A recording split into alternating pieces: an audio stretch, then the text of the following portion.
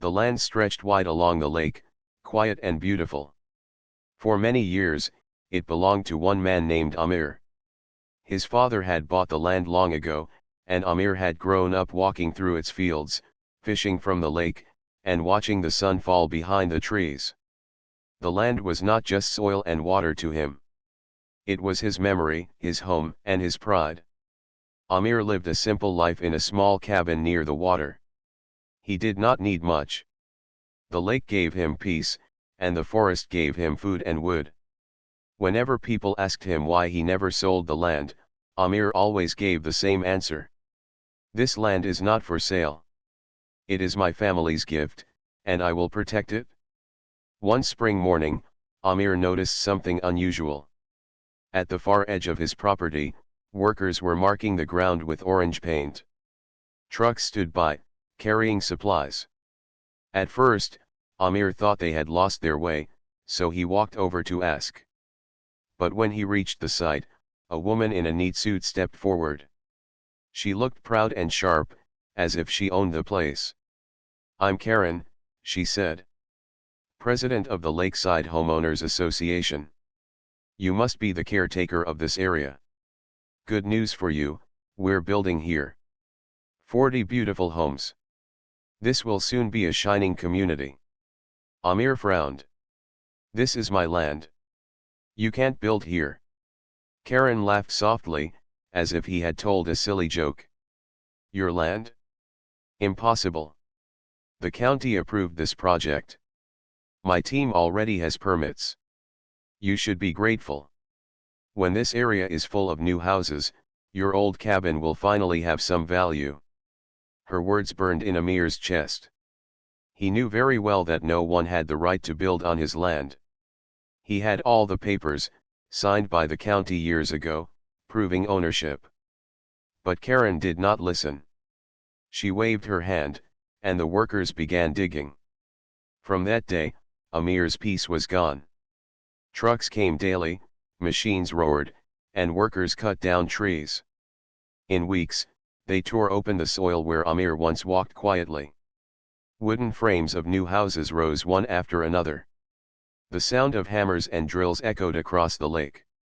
Amir tried to reason with Karen. He showed her the deeds, the maps, the old papers signed with his father's name. Karen only smiled. "Paper is nothing compared to progress," she said. "This land is better in my hands. Soon you'll thank me." But Amir never thanked her. Each day he watched as 40 homes stood where his fields once lay. The land that had carried his father's footsteps was buried under concrete. Anger built inside him, but he stayed calm on the outside. He knew patience was stronger than shouting. The new residents began arriving even before the houses were fully finished. Families moved in with excitement, praising the beauty of the lake and the comfort of their new homes. They never asked whose land they lived on. They only believed Karen, who told them the property was safe and legal. At meetings, Karen spoke proudly to her neighbors. "We built a paradise," she said. "No one will bother us here." She called Amir the old cabin man, mocking him whenever she could. She even demanded he join the HOA and pay fees if he wanted to use their roads. Amir listened silently. He remembered something most people had forgotten. His father had built a small dam at the north end of the lake many years ago. It controlled the water level, keeping the fields safe from floods. Only Amir knew how the dam worked. He had repaired it countless times, learning each stone, each gate, each secret channel of water. For years, the dam kept the land safe. But now that safety was used against him. The houses sat low, right on the edge of the lake. Karen had ignored every warning sign. She built too close, too fast, and too carelessly. One night, Amir stood by the dam, listening to the steady rush of water behind the gates. The moon shone on the surface of the lake, calm and silver. He thought about his father's words, "Land remembers. Water remembers. If people do wrong, the land and water will answer." Amir was not a man of revenge. but he was a man of justice. The land had been stolen from him, and the water had been trapped for too long. He placed his hand on the old gate of the dam. It was strong, but with a few turns of the wheel, it could open. If it opened, the lake would rise and spread. The houses standing on his soil would not stand for long. For the first time in weeks, Amir felt peace again. He smiled faintly. The land would decide what belonged to it, and the water would speak louder than any paper or permit. The homes looked beautiful now, their windows shining in the moonlight. But Amir knew beauty built on lies never lasted. And deep in his heart, he had already made his choice. The following weeks brought louder noises to Amir's once quiet land. Every day new trucks came in, bringing bricks, wood, glass, and endless machines. Roads were cut through the soil where deer once passed. Street lights went up, shining bright against the night sky. What was once nature became concrete and pavement. Karen stood at the center of it all like a queen. She wore her suit proudly and walked with the confidence of someone who thought nothing could touch her. To the new homeowners, she was a hero. She told them stories of how she fought for this land, how she made the county agree, and how she planned to build more homes in the future. No one questioned her. Why would they? The houses looked modern, the lake gave fresh air, and the promise of a private community made them feel safe. Families decorated their porches, children played near the water, and couples admired the sunset from their new balconies. But Amir watched from his cabin, silent and steady. He knew all of them were living on his soil. He knew their safety was an illusion. They had no idea how fragile their paradise was. Karen disliked Amir's presence. She could not stand seeing his old cabin on the other side of the lake. To her, he looked like a stubborn shadow that refused to leave. She called him the reminder of the past and said one day he would give up. One afternoon, she came to him with papers in hand. "You should sell the cabin," she said with a sharp smile. "I'll give you a good price. Once you move out, I can add more homes. This whole lake could be mine." Amir looked at her with calm eyes. "This lake does not belong to you. Neither does this land. You built your homes on lies, and lies do not last." Karen laughed loudly. "You think you can fight me? I have power, money, and people who follow me. You are just one man." Amir did not answer. He simply closed his cabin door and went back inside. Karen walked away, feeling proud, certain she had already won. But deep inside, Amir carried a different kind of strength. He did not have money, but he had patience. He did not have followers, but he had knowledge. The dam was his secret. The water listened only to him. As days passed, trouble signs began to show. The ground around the new homes felt softer than expected. Heavy rain filled the lake higher than usual. Some families noticed damp spots in their basements. When they complained to Karen, she brushed it off. "It's normal for lakeside homes," she said. "Just pump the water out. Everything is fine." But not everything was fine. Amir knew the dam was holding back more water than before. He checked it every night, feeling the pressure building behind its gates.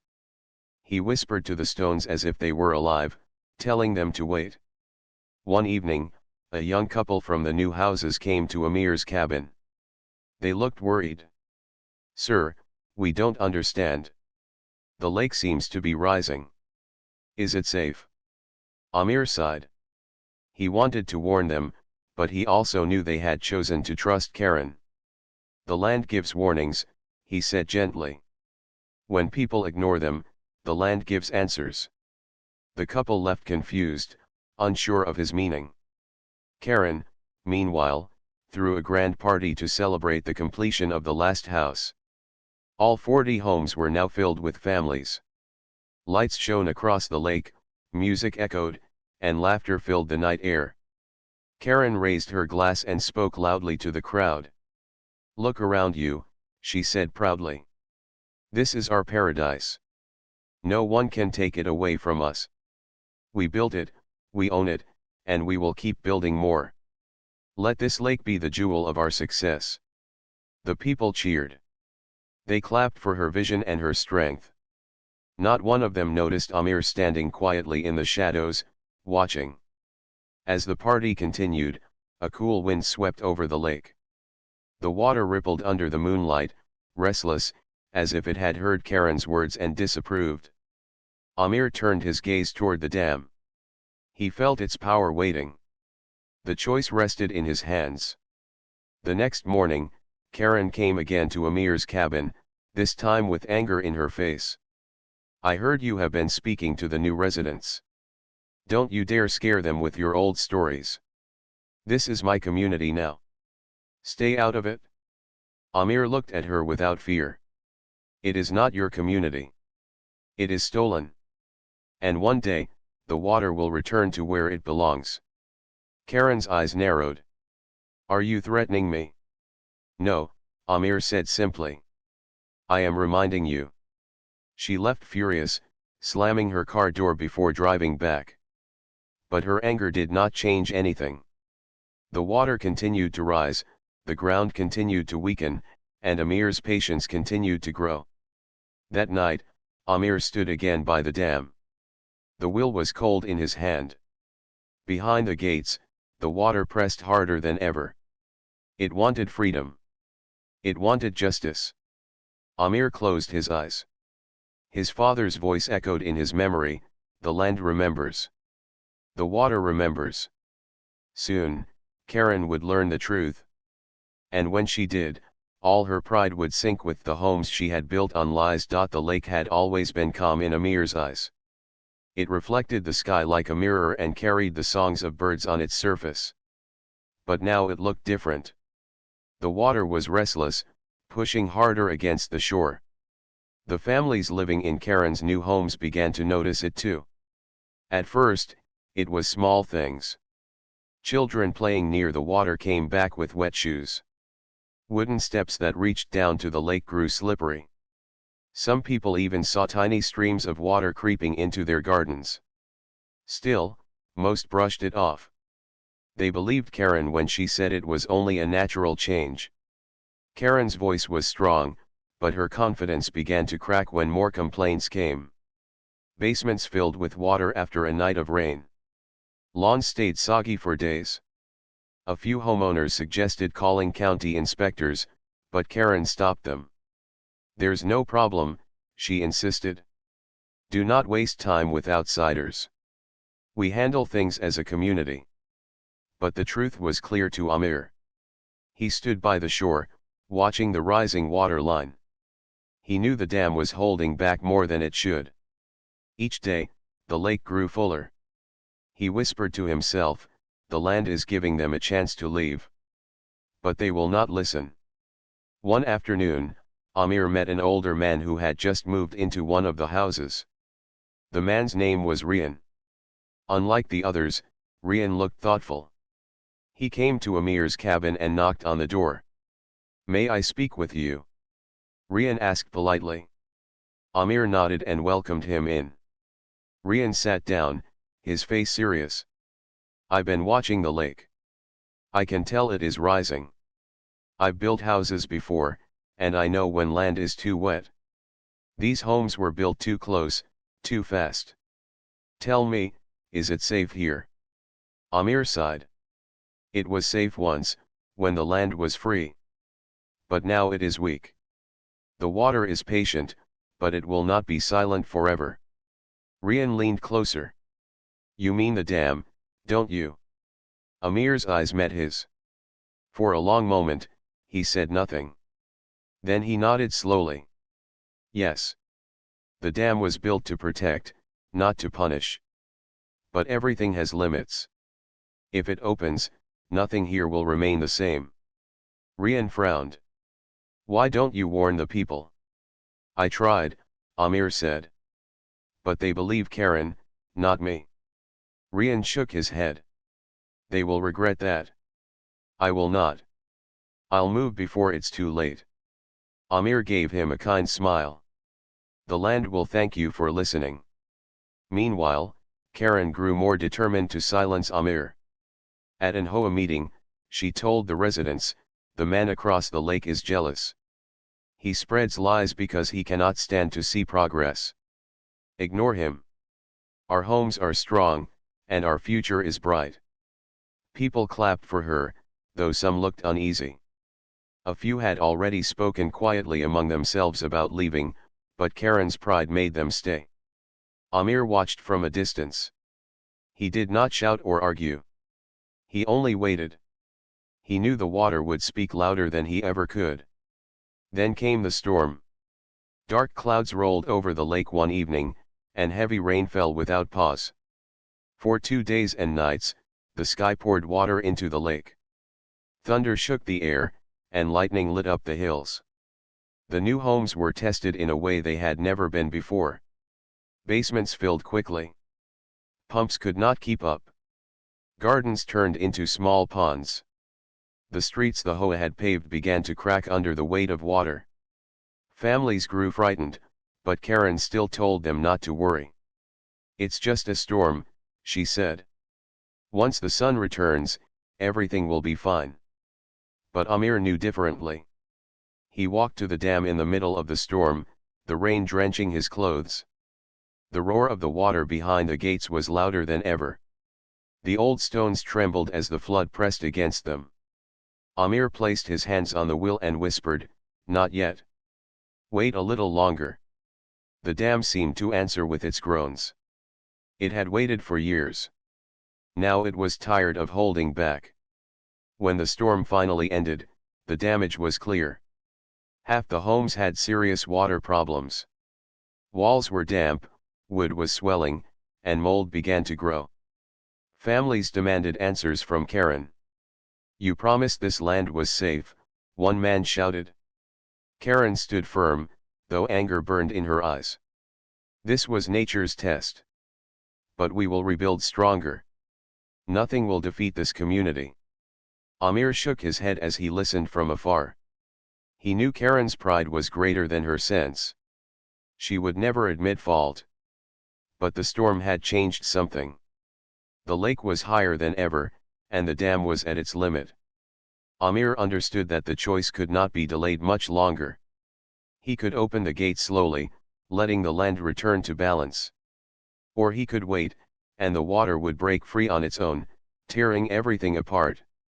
Either way, Karen's empire of stolen land would face the truth. That night, Amir lit a lamp in his cabin and wrote in his father's old journal. He described the homes, the rising water, and Karen's lies. He ended with a single line, "The water remembers." He closed the book, looked out at the lake, and whispered, "Soon." The storm had passed, but the land did not heal. Instead, it carried fresh scars. Mud clung to the sides of the homes. Wooden porches sagged under the weight of water. Basements smelled of dampness, and pumps ran day and night, humming like tired animals. The families were restless. They had spent their savings to live in what Karen promised would be a paradise, yet every week brought new troubles. Some argued loudly during HOA meetings. Others whispered in secret, wondering if they should leave before things grew worse. But Karen would not allow doubt. She stood at every gathering with her chin high, speaking as if her words alone could hold the community together. "This storm was rare," she declared. "We are stronger now. Once we repair the small damages, our homes will shine again. Do not listen to anyone who tells you otherwise. This land belongs to us." Some clapped, but the sound was weak. Fear had crept into their hearts. From his cabin, Amir watched silently. He knew the storm had only revealed what was always true. The homes had no strong foundation. The water was patient, but it would not stop rising. One morning, Rian, the older man who had spoken with Amir before, came again. His face showed deep worry. "Things are worse," Rian said. "I warned my neighbors, but they laughed. They say I'm old and afraid. But I see the ground shifting. Cracks are appearing near the lake. The soil is too soft. Amir nodded slowly. You see what they refuse to see. The water is speaking. Rian lowered his voice. Some people will not listen until it is too late. But I have decided. I am leaving this place. My family will go before the land takes back what is hers. Amir placed a hand on his shoulder. The land will bless you for respecting it. Rian left that same week. A moving truck carried his belongings away while his neighbors shook their heads, calling him foolish. But Amir knew Rian was the wise one among them. Karen noticed the empty house and grew angry. At the next HOA meeting, she mocked Rian. He was weak, she said. He let fear guide him. But we are stronger than that. We are not quitters. Her words brought some cheer back, but doubt still lingered. Several families secretly considered following Rian's choice. They whispered about the strange damp spots on their walls, about doors that no longer closed right because the wood had swollen, about gardens that refused to dry.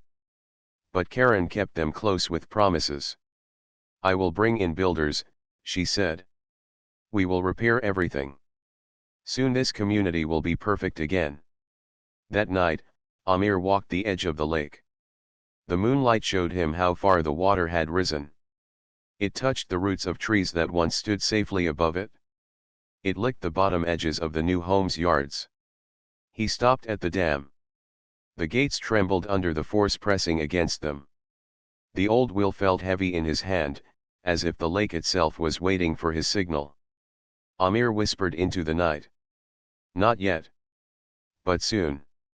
The next morning, something new happened. A child slipped while playing near the shore. She was pulled quickly from the water, but the event spread fear across the community. Parents shouted, warning their children to stay away from the lake. Rumors grew faster than truth. Some said the land was cursed. Others said the old cabin man was casting spells. Karen used these fears to point her finger at Amir. He is the problem, she told the residents. He spreads lies. He wants to scare us away so he can have the land back. Do not believe his tricks. She even marched to Amir's cabin with 2 men and shouted at his door. Leave, she demanded. This land has no place for you anymore. If you stay, you will face consequences.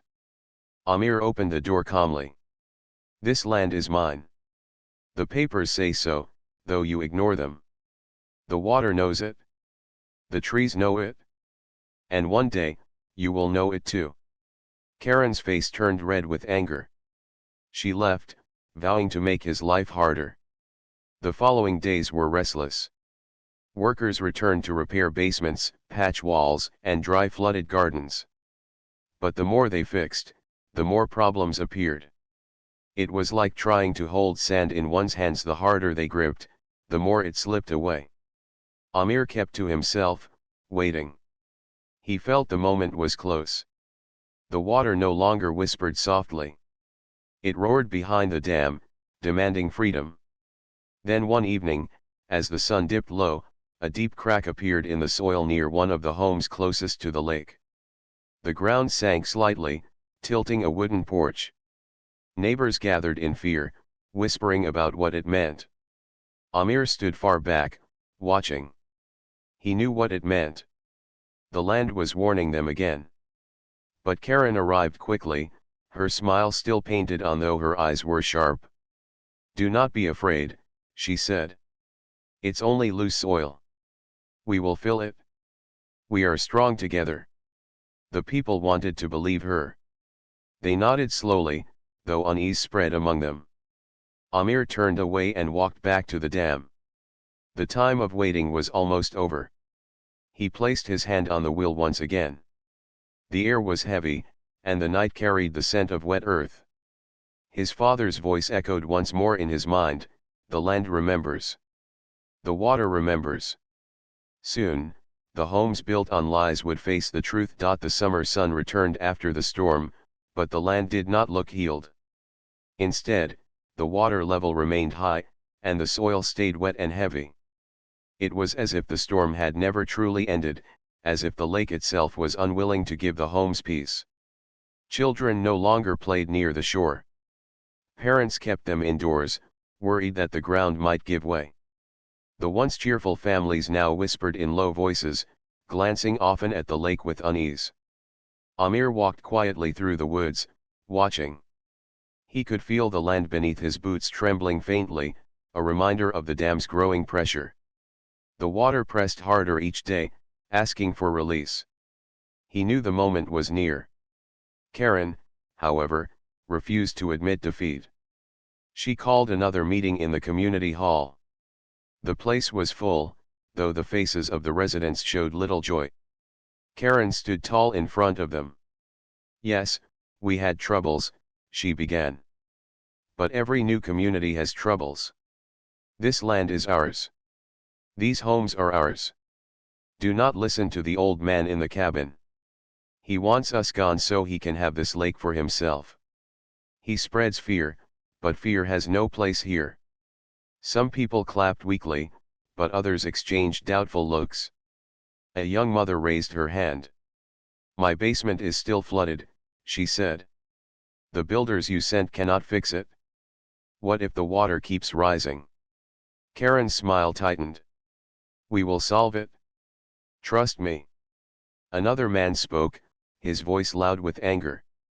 "We paid for safe homes, not sinking ones. I want answers, not promises."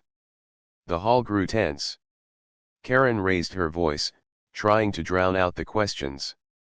"Stay strong. Together we can overcome anything. Do not let fear control you." But deep down, even she knew the cracks were too many to cover. That night, Amir sat at the edge of the dam. The wheel stood before him, shining faintly in the moonlight. He thought of his father, who had built this dam to protect their land. He thought of the words passed down to him, "Water gives life, but it also takes back what is stolen." He touched the wheel and whispered, "Soon, Father. Soon the land will be free again." The next day brought more signs. A family living in the lowest home awoke to find their garden under water. Carpets were soaked, furniture damaged, and walls already beginning to rot. They shouted at Karen, demanding help. Karen came rushing, but even she could not deny what she saw. The water had reached too far. Still, she forced a smile. "We will fix this," she said, though no one believed her anymore. Word spread quickly. Neighbors gathered, pointing at the rising lake and the cracks in the soil. Fear grew louder than Karen's promises. Some packed their bags in secret. Others begged Karen to call county officials, but she refused again, afraid of losing control. Amir watched all of it from a distance. He could see the fear in their eyes. He could see how their trust in Karen was breaking apart like weak wood in the water. Yet still, most of them clung to her words, unwilling to accept the truth. That evening, the sky grew heavy again with rain. It was not a storm like before, but steady drops fell without pause. Each drop joined the lake, adding weight to the already full water. The ground grew softer, and the dam shook faintly with the pressure. Amir stood at the gates once more. His hands rested on the wheel, his eyes on the restless water. He could wait no longer. The land had warned them many times. Karen had mocked the warnings, turning lies into speeches. The people had chosen not to listen. "The time has come," Amir whispered. He began to turn the wheel slowly. The iron creaked, and the gate shifted. A deep groan echoed through the night as the first rush of water spilled through. The sound was powerful, like a beast awakening after years of sleep. The lake responded instantly. Waves rippled across its surface, carrying the force outward. The water line rose higher, touching the edges of the nearest yards. In their homes, families woke to the sound of rushing water. Windows shook, and the ground trembled beneath them. People hurried outside, staring at the lake in fear. They saw it swelling, spreading farther into their streets. Karen rushed out too, her face pale. "Stay calm," she shouted, though her voice shook. "It's only rain. The lake is safe." But her words were drowned out by the roar of the water. Neighbors began shouting at her. "You lied to us," one man yelled. "You knew this land was not safe." Another cried, "You said this place was paradise, but it's sinking." Karen tried to answer, but her voice failed her. The water kept rising, faster now, and the truth stood clear before everyone's eyes. Amir stood far back, watching from the trees. His heart was steady. He did not smile, but neither did he feel sorrow. What was happening was not revenge. It was balance. The land was only reclaiming what had been taken from it. The homes that had stolen his soil now trembled as the lake crept up their walls. The street lights flickered, their bases already soaked. Cars parked outside sank halfway in the growing flood. The people shouted, panicked, and ran for higher ground. Karen screamed at them to stay, but none listened anymore. The water had become the loudest voice of all. The night carried a sound no one in the community could ignore. It was the deep, rolling roar of water as it broke free from the dam. The families woke in fear, stepping onto wet floors, hearing their walls creak. Windows rattled, and the once still lake turned wild, waves slapping against the houses like angry hands. Amir stood at the hilltop, watching. He had opened the gate slowly, letting the water rush with steady power. The land was thirsty to reclaim what had been stolen, and now it spread across the fields and roads. To Amir, it was not destruction. It was restoration. In the homes, panic broke out. Fathers grabbed their children, mothers shouted for bags and clothes. Cars tried to start, but engines sputtered in the rising flood. Families ran toward higher ground, shouting at one another in confusion. The street that once looked proud and neat was now a river. Mailboxes disappeared under the water, fences broke apart, and furniture floated through open doors. For the first time, the families saw the truth with their own eyes: the land had never wanted these homes. Karen refused to accept it. She stood in the middle of the chaos, waving her arms, trying to control the frightened crowd. "Stay calm," she shouted. "This is only a passing flood. The county will fix it. Don't run. This is still our paradise." But her voice shook, and no one listened. They pushed past her, carrying children and belongings, ignoring her orders. A woman shouted at Karen, "You lied to us. You told us this land was safe." Another man added, "You said this was ours, but it was never yours to give." Karen's face turned pale, but her pride held firm. "Don't blame me," she cried. "Blame that man in the cabin. He's behind this. He opened the dam." Some turned toward Amir's hill, where his figure stood like a shadow against the stormy sky. Their fear mixed with anger, but deep inside they knew Karen was the one who had led them here. Amir did not move as they shouted. He only stood with calm eyes, watching the land take back its balance. His heart was steady, for he knew this moment was not born from hate but from truth. The water climbed higher, reaching the windows of the lowest homes. Lights flickered, then went out, leaving the place in darkness. People screamed as the streets vanished completely. Karen finally felt fear press against her pride. She waded through the water, her clothes heavy, her shoes sinking into the mud. She pushed her way to Amir's cabin, water splashing around her as she climbed the hill. When she reached him, she was breathless, her hair wet, her face twisted with rage and desperation. "You did this," she shouted. "You destroyed everything." Amir looked at her calmly. "I did not destroy. The land is only taking back what was stolen. You ignored every warning. You mocked the truth. Now you see it." Karen shook her head wildly. "You could have stopped it. You could have saved them." Amir's eyes were firm. "I tried. I showed the papers. I spoke the truth. But you chose lies over truth. You built on ground that was never yours. You built on water that never agreed to hold. The land remembers, and the water remembers. Karen's voice broke as she screamed, "This was my dream. My community." Amir answered softly, "Dreams built on lies sink." Down below, the families scrambled for safety. Some reached the higher hill where Rian's abandoned home stood dry. Others carried nothing but their children, leaving their possessions behind.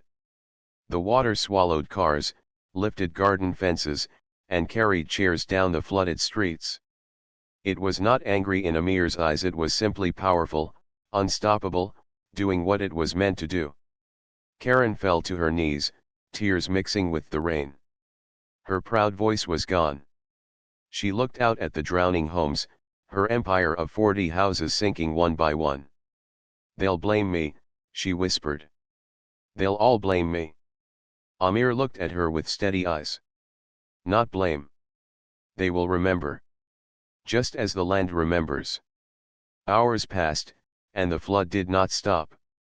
By dawn, half the houses were gone under the lake, and the others stood broken, their walls split, their roofs sagging. The once bright community looked like a ghost town, half buried in water. The families huddled together on higher ground, shivering, broken, but alive. They no longer looked at Karen with respect. Their eyes were filled with anger and betrayal. Karen tried to speak to them, but no one listened. They turned away from her, choosing silence instead of her excuses. Amir walked past them quietly. Some looked at him with fear, others with understanding. He did not speak to them, for the water had already said everything. That night, Amir returned to the dam. The gates were open, the water calm again after its release. He placed his hand on the stones and whispered, "It is done." The land was quiet, as if satisfied. The balance had returned, though the cost was heavy. For Amir, there was no joy in the destruction, but there was peace in the truth. The soil was his again, and the water had spoken for him louder than any words could. Karen, once proud and loud, sat alone on a broken porch, staring at the lake that had swallowed her dream. And for the first time, she understood what Amir had always said: land and water cannot be stolen. They only wait, and then they return. The morning sun rose over the valley, but it did not shine on a proud community anymore. Where there had been neat houses and busy streets, now only water glistened. Roofs peaked above the surface like forgotten islands, and silence hung heavy in the air. Families gathered on the dry hill, wrapped in blankets, their faces pale with fear and loss. They no longer spoke of their beautiful homes or their neat lawns. All they had now were the clothes on their backs and the memories of what had sunk. Amir walked among them quietly. Some avoided his eyes, still afraid of him, still angry. But others looked at him with tired acceptance. They knew he had warned them. They knew he had tried. Karen, however, could not accept it. She sat apart from the group, her clothes muddy, her face hard with pride, but her eyes showed the cracks of defeat. The woman who once gave orders now sat in silence, ignored by the very people she once led. When Amir passed by her, she lifted her head and spoke in a voice sharp but weak. "You destroyed everything. You wanted this to happen. You wanted me ruined." Amir stopped and faced her. His tone was calm, but his words cut deeper than anger. "I wanted only truth. It was you who built on lies. It was you who promised them safety when there was none. You built on stolen land, and the land answered. Not me." Karen clenched her fists. "They will rebuild. They will listen to me again. You cannot stop progress." Amir's eyes turned to the drowned houses. "That is not progress. That is arrogance. And arrogance always sinks." Days turned into weeks. The county officials arrived, their cars parked on higher ground, their boots sinking into the mud. They questioned the families, they studied the lake, They spoke in serious voices about permits and ownership. It became clear quickly, Karen had no legal claim. The papers Amir had shown were real, and the government could not deny them anymore. The land belonged to Amir, as it always had. The homes had been built without right, without respect for law or nature. The families demanded answers. They surrounded Karen, their voices rising with anger. You told us this land was safe. You said everything was legal. You took our money and left us with nothing. Karen tried to defend herself, but her words carried no weight. The people no longer trusted her. She was left standing alone, her voice drowned by their shouts. Amir did not join their anger. He only watched, knowing the truth had finally come to light. Some families left, packing what little they had and moving to other towns. Others stayed nearby, building small shelters on higher ground, waiting for help from the county. They no longer dreamed of big houses. They only wanted safety and honesty. One evening, a group of them came to Amir's cabin. They stood quietly at his door until he opened it. A woman stepped forward and said, "We did not listen to you. We believed lies. But you were right. The land was yours, and we should have respected that. We are sorry." Amir looked at them with gentle eyes. "The land does not belong to me alone. It belongs to itself. If you wish to live with it, not against it, then you will find peace." They nodded, understanding his meaning. From that day, some of them chose to live simply, planting gardens on safe ground, helping each other instead of following false promises. Karen, however, refused to change. She stayed in the ruined community, wandering through the half-sunken streets as if trying to hold on to a dream already gone. She spoke to herself, made plans no one listened to, and waited for people who never returned. Amir sometimes saw her from the hill. She looked smaller than before, her proud steps replaced by slow, lost ones. She had been the queen of false power, but now she was only a woman left behind by truth. One evening, as the sun set over the wide lake, Amir stood by the dam once more. The water was calm, golden under the fading light. He thought of his father, who had told him long ago, "The land always remembers." Now Amir understood the full meaning of those words. The land had remembered, and it had spoken. It had taken back what was stolen, not out of cruelty but out of balance. Years later, the drowned homes became nothing but ruins under the water. Birds nested on broken rooftops, fish swam through empty rooms, and the lake grew quiet and still again. Nature had turned the scars of greed into a place of peace. Travelers sometimes came and asked about the sunken houses. Amir would tell them, they were built on lies. The land took them back. And that was all he needed to say. The families who stayed learned to live with the land. They built small homes on safe ground, planted fields, and shared their harvests. They no longer followed false leaders. They listened to the soil, the water, and the sky. Karen's name faded from their mouths. She had once been loud, but in the end, silence claimed her. Amir lived quietly in his cabin, at peace with the land he had protected. He carried no pride, only respect. For he knew he was not master of the land, only its guardian. And when the wind moved across the lake and the water rippled in the golden light, it seemed to whisper the final truth: land cannot be stolen. Water cannot be fooled. Those who forget will be reminded.